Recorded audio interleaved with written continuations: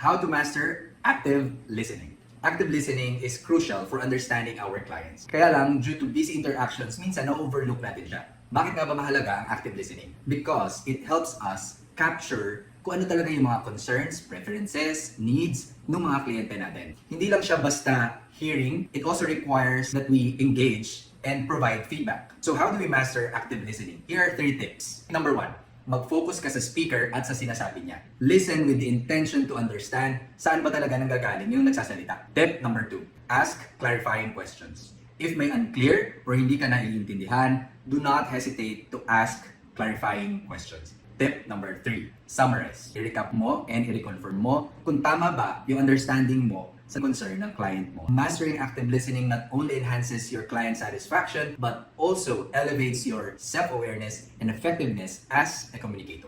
Follow me and share this with your network. I'll see you on the next one. Hindi yun nakakahiya. Rather, na ipapakita mo pa na gusto mong maintindihan kung ano talaga yung problema nila.